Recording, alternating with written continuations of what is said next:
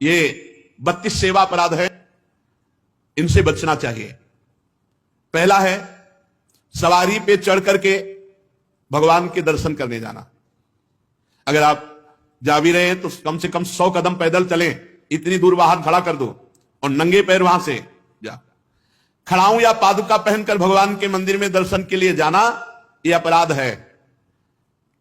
हमें तो यही प्रार्थना करनी है कि सीढ़ियों के नीचे तो उतार दो जूता चप्पल।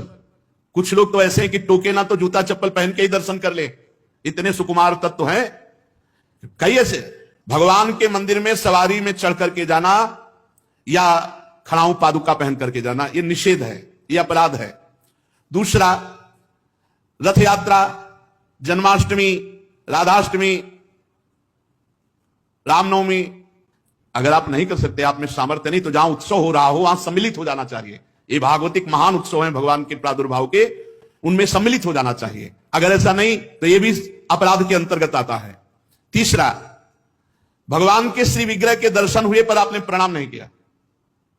जैसे ऐसे जहां हो इतना जरूर करो, चाहे जिस भगवान के हो, इसमें अनन्यता नहीं है। जैसे परिक्रमा लगाते थे, हनुमान जी की आरती हो रही, जय राधा वल्लभ लाल की, 1 मिनट रुके, उनकी आरती हो रही, महाभागवत है, सब संतों को प्रणाम करते हो, हनुमान जी को प्रणाम नहीं करोगे?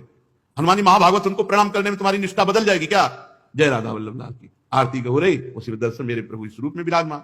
तो जो भी देवालय, जो भी मंदिर, अगर हमारी दृष्टि में गए तो ऐसे प्रणाम, उनसे बढ़कर थोड़ी हो। सब में हमारे प्रभु सर्वान वस्तुतया निरीक्ष परम स्वाराध्य बुद्धिर्मम। प्रभु के श्री मूर्ति के दर्शन करके प्रणाम न करना या जूठे मुंह अपवित्र अवस्था में प्रभु के दर्शन करने जाना। पवित्रता अगर नहीं रहेगी ना तो बुद्धि भ्रष्ट होती रहेगी, पक्का समझ लो। पवित्रता की बहुत जरूरत है। आजकल प्रायः पवित्रता का ज्ञान नहीं रखते हैं। अशुचि अवस्था में दर्शन करना। अगला, एक हाथ से प्रणाम करना भगवान को। जैसे श्री विग्रह भगवान का है, भगवान और संतों गुरुजनों के सामने तो ऐसे, हमको तो ऐसे ऐसे ठीक है। ये राजकीय विभाग में चलता है, भगवत विभाग में ऐसे चलता है। कर जोड़ करके भगवान को, गुरुदेव को, संतों को ऐसे हाथ जोड़कर, एक हाथ से भगवान को ऐसे नहीं किया जाता, प्रभु को ऐसे नहीं किया जाता। प्रभु के श्री विग्रह के सामने एक हाथ से प्रणाम करना या गुरु जी को, इतने सत्संग नहीं ना, तो प्राय आजकल के बच्चे प्रियता में दाहिने हाथ में मोबाइल होता है, बाएं हाथ से ऐसे करते हैं। रोज हमें होता है, हमें रोज होता है। और बाएं हाथ से जानते हो किसको किया जाता है? शत्रु को। जब किसी राजा के यहां संधि कराने या गुप्तचर या दूत ऐसे, तो अब उस राजा को तो करना ही पड़ेगा, तो बाएं हाथ से करता था। तो वो समझ जाते थे शत्रु पक्ष का है, और वो वीर इतना कि गर्दन उतरा सकता लेकिन दाहिने हाथ से सलूट नहीं कर सकता, क्योंकि शत्रु पक्ष का है तो बाएं हाथ से ही करेगा। एक हाथ से प्रणाम करना या बाएं हाथ से प्रणाम करना। आप सत्संग नहीं तो बेचारे नहीं जानते हैं। राधा राधा नहीं बोलेंगे, राधा राधा बोले तुम्हारी वाणी पवित्र, तुम्हारा जीवन पवित्र। हमें बहुत सुख मिलता है जब कोई रास्ते में जैसे राधा राधा तो हम खड़े हो जाते हैं। राधा राधा राधा, आपका भी मंगल, हमारे कानों का भी मंगल, और हमारा हृदय गर्व में भरता है, मेरी महारानी जी का नाम लिया जा रहा है। परिक्रमा करते समय प्रभु के श्री विग्रह के सामने आकर के ना रुक करके प्रणाम करना और ऐसे घूमते रहना, यह भी अपराध है। परिक्रमा, एक परिक्रमा की, सामने आए प्रणाम किया, फिर दूसरी की, फिर सामने आए प्रणाम किया। 4 परिक्रमा अपने प्रभु की होती है, हरिप्रिया जी की 4 परिक्रमा। और प्रभु के श्री विग्रह के सामने पैर पसार करके बैठना है।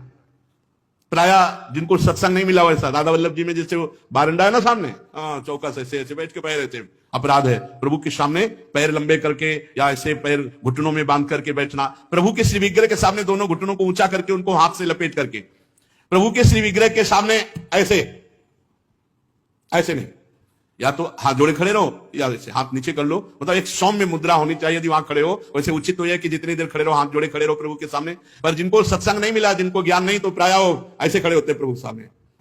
और प्रभु के सामने बैठ करके सोना यह अपराध है, इसमें पाप लगता है, मलिनता हो। जैसे सत्संग में सोना, प्रभु के सामने बैठे हुए सोना या स्वाध्याय करते हुए, भगवान के श्री विग्रह के सामने पाना।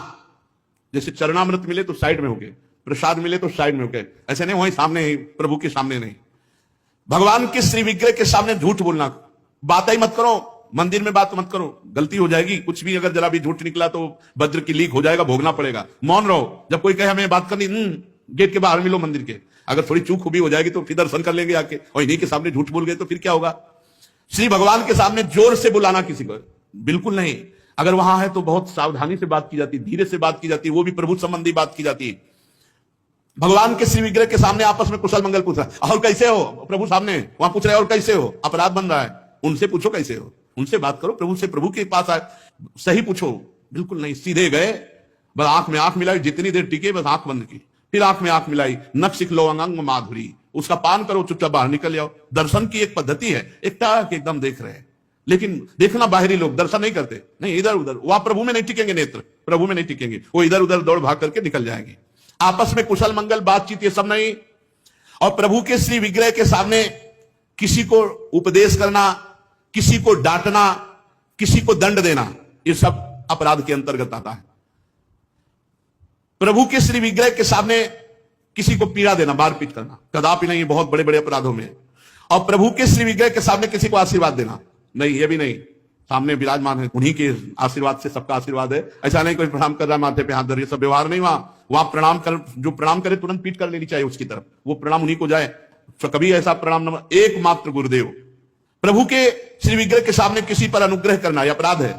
श्री विग्रह के सामने किसी को साथ देना, कठोर वचन बोलना, निष्ठुर वचन बोलना, और प्रभु के श्री विग्रह के सामने कंबल ओढ़ कर जाना, प्रभु के श्री विग्रह के सामने किसी की निंदा करना, प्रभु के श्री विग्रह के सामने किसी की स्तुति प्रणाम बिल्कुल नहीं करना, प्रभु के श्री विग्रह के सामने अश्लील भाषण बोलना, प्रभु के श्री विग्रह के सामने अधोवायु त्यागना।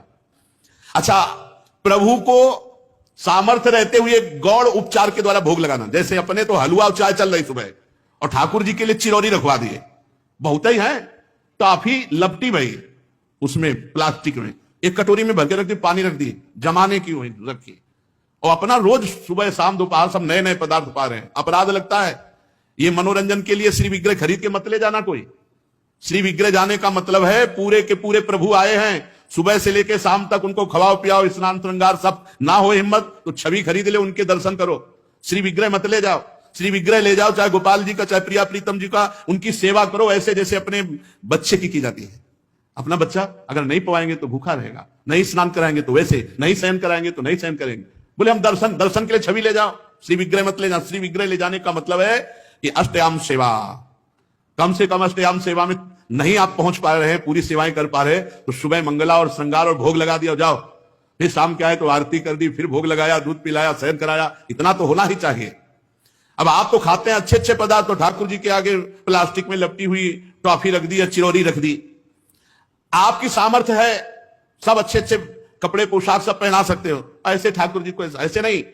आपके पास सामर्थ्य के अनुसार ठाकुर, वैसे तो जी जान से प्यार करो, बहुत कृपाल ठाकुर है, बहुत कृपाल। आपसे बात करने लगेंगे, आपको मना करेंगे, ये नहीं खाना हमें, ये खाना है, ऐसे। अरे आप आसक्ति करके तो देखो, निहाल कर देंगे। और अभी आप यहां पवा, फिर वो आपको अपने यहां ले जाके पवाएंगे, और ऐसा पवाएंगे कि निहाल हो जाओगे। और प्रभु को भोग लगाए बिना कुछ भी खाना पीना ये ठीक नहीं, अपराध के अंतर्गत आता है। वैष्णव होकर, दीक्षा लेकर, सत्संग सुनकर, ये बात जान करके यदि आप बिना भोग लगाए प्रभु को पाते हैं तो अपराध है। ऋतु में जो फल हो सबसे पहले अपने प्रभु को भोग लगाना चाहिए। इस बात में हमने अपने गुरुदेव भगवान को देखा, बड़ी प्रवीणता। चाहे वो सहतूत हो, चाहे बेर हो, जो ऋतु का फल है श्री जी को जरूर पवाएंगे। और पवाने का पहला कि आप चख के देखेंगे, बेर या जो भी पहला चख के देखेंगे, अगर अनुकूल है तो हाथ धोया, आचमन किया, फिर श्री जी को दूसरे फल। नहीं तो ऐसे भोग नहीं लगाते, पहले जैसे कुछ भी बनेगा तो पहले स्वयं चखेंगे फिर भोग लगाएंगे। और ये बाहर नहीं चलेगा, बाहर तो कहते झूठा कर दिया प्रभु को क्या पाओगे, लेकिन अपने यहां अपने भाव हैं, भावोत्सवेन भजताम रस काम धेनुम। और किसी फल आदि का अच्छा भाग अपने लिए रख दिया और जो स्वाद रहित है वो प्रभु के लिए भोग लगाने के लिए, ऐसा ना करे। और प्रभु के श्री विग्रह के सामने पीठ देकर खड़े होना या पीठ देकर बैठना, जैसे पीछे प्रभु ऐसे बैठना नहीं, इससे अपराध लगता है। गुरुदेव की अभ्यर्थना ना करना, गुरुदेव से कुशल प्रश्न ना करना, गुरुदेव की स्तुति ना करना, यह अपराध है। अपने मुख से अपनी प्रशंसा करना यह अपराध है। किसी भी देवता की निंदा करना यह अपराध है। भगवत मार्ग में अपने आराध्य देव के सिवा अन्य कोई आश्रय, अन्य कोई बल, अन्य कोई आशा, ये सब कलंक के समान है। यदि हम अन्य आस भरोस अवलंबन छोड़ पाए तो हमें कुछ नहीं करना भगवत प्राप्ति के लिए। सच्ची मानिए, ये अन्य जो स्वीकृति है यही हमको तो भगवत विमुख की है। हमारा स्वरूप ही भगवत स्वरूप है। ये पांच भौतिक हमारा स्वरूप थोड़ी है, ये अंतःकरण हमारा स्वरूप थोड़ी है, ये स्वभाव हमारा नहीं है, ये प्रकृति का है। यही अन्य आश्रय हमें भय प्रदान करता है। जब तक भय है तब तक न शुद्ध भक्ति है और न शुद्ध ज्ञान है। ज्ञान हो जाने पर एक ब्रह्म के सिवा कुछ है नहीं तो किससे भय? भक्ति हो जाने पर अपने प्रभु के सिवा कोई है नहीं तो किससे भय? प्रहलाद जी ने नरसिंह भगवान से किंचन मात्र भी कोई भय नहीं माना, सब भयभीत थे, पर प्रहलाद जी नहीं। अपने प्रीतम से क्या भय, चाहे वो सौम्य रूप में हो या घोर रूप में हो या भयावह रूप में हो, है तो मेरे प्रीतम, फिर भय कैसा? तो हमें जो भय, शोक, चिंता, अपने कल्याण की फिक्र, इसका मतलब है अभी भागवतिक बल जागृत नहीं हुआ, अन्य कोई बल है, अन्य कोई आश्रय है, अन्य में ये शरीर भी है, अन्य में शरीर की क्रियाएं भी हैं, अन्य में अंतःकरण है, अंतःकरण के संकल्प, निश्चय, चिंतन, स्वीकृति आदि, अन्य में स्वभाव भी है। ये मेरा नहीं है, मेरे तो सिर्फ प्रभु हैं और जो मेरा स्वरूप है वो प्रभु में ही है। ये बात समझ में आ जाए तो बिल्कुल विश्राम है, अभी विश्राम है।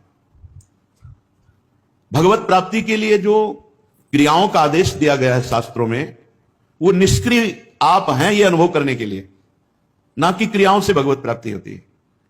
आपका स्वरूप निष्क्रिय है, आप निरंजन है, माया रहित है, यही अनुभव कराने के लिए सत्क्रियाएं की जाती हैं, क्योंकि सत्क्रिया निर्मलता प्रदान करती है। जहां अंतःकरण निर्मल हुआ, शांत हुआ, वहीं अपने स्वरूप का अनुभव होने लगता है।